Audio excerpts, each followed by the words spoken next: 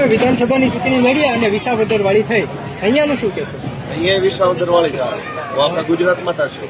લોકોનું કેવું સમર્થન મળી રહ્યું છે? જોરદાર, ભરપૂર, જબરજસ્ત સમર્થન મળી રહ્યું આખા ગુજરાતમાં. અહીંયા જે સભા લીધી છે તમે ડાકોર મુકામે કેટલી સંખ્યામાં લોકો જોડાયા? ગામના પ્રમાણમાં સંખ્યા સારી કહેવાય.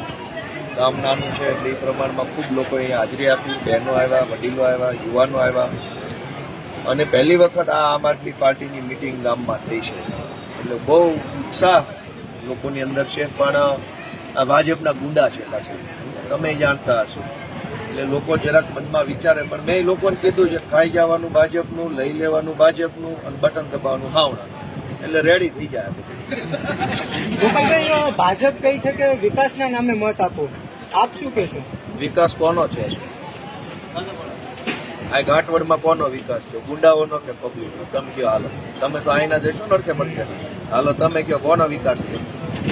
ગુંડાઓનો, લફંગાઓનો, બુટલેગરોનો, ભાજપના નેતાઓનો, આટલાનો જ વિકાસ થયો છે. ગામ તો રોડે ચડ્યું છે. ગામને તો હારા લુગડાના વેચ નથી. કેમ વિકાસના નામે મત દેવો તે મને કયો? એટલે જ હું કહું છું કે ભાજપની સભામાં જવાનું, પબ્લિકે ખાઈ લેવાનું છે, તે રૂપિયા દે લઈ લેવાના અને દબાવવાનો હાવનો, એટલે બધો ગોહો સાફ થાય એમ છે.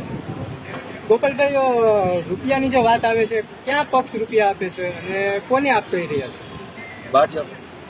તમે ત્યાં આવી હાવ તમને ખબર ન એ વાત કરશો ક્યાં મારી છે?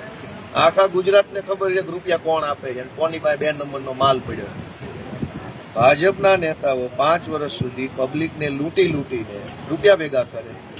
એ રૂપિયા ચૂંટણીના 5 દિવસ સુધી લોકોને લલચાવવા,